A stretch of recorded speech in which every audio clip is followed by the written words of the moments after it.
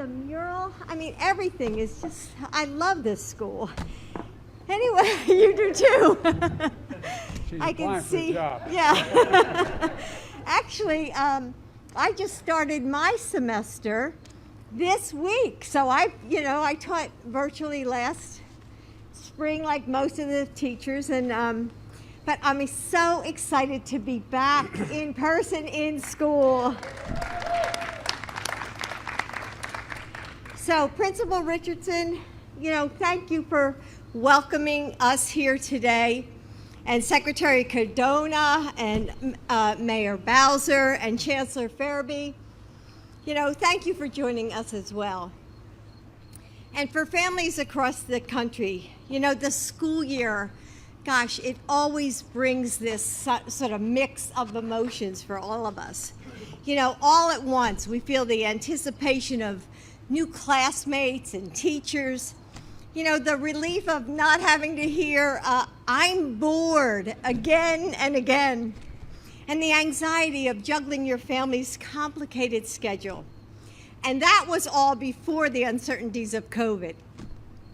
Now, like a cough can start your heart racing, and because that a quarantine could send your kids home and upend your life once again. Parents, this is hard, but you're doing your best, and I want you to know that you're not alone. As a teacher for more than 30 years and a mom, I've seen that classrooms are so much more than places where our children learn math and reading. We've all seen it, when our kids make friends that last for years, when they learn to settle disagreements or find confidence when they try out for sports teams. And parents rely on schools too, heading to our own jobs or pursuing our education, knowing that our kids are in an environment that we can trust. And that's why I am so grateful for the educators who helped us through the last year. Right, Miguel? The cafeteria workers who spent long hours making sandwiches for hungry families. Teachers who retaught lessons at night for students who couldn't use their family computer during the day because maybe a sibling was on his or her class. Bus drivers drove Wi-Fi hotspots to neighborhoods with no connection. Counselors took call after call from parents in tears, just trying to juggle it all. When families needed help the most, educators answered the call. With all of my heart, thank you for being the heroes that we needed. Today, our administration is making sure that schools like Brooklyn have the resources and the support they need to bring students back to class where they belong.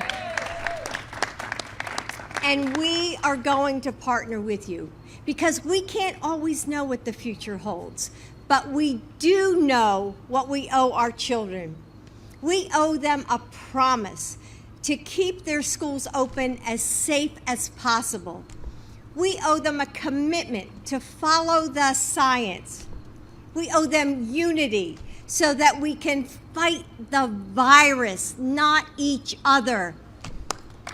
As we move forward, it's going to take all of us, students and families, educators and local leaders, cities and states, coming together to make this school year the best it can be. Joe puts students, their families, the educators at the heart of everything his administration is doing to defeat and recover from this pandemic. And as a teacher myself, I couldn't be more proud to stand beside him.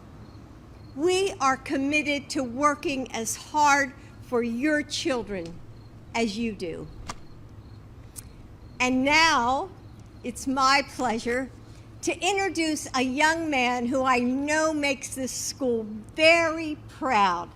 He's a hardworking student and the editor of the student-led newspaper, the Brooklyn Buzz. So please welcome Elijah Poole. Okay, Elijah.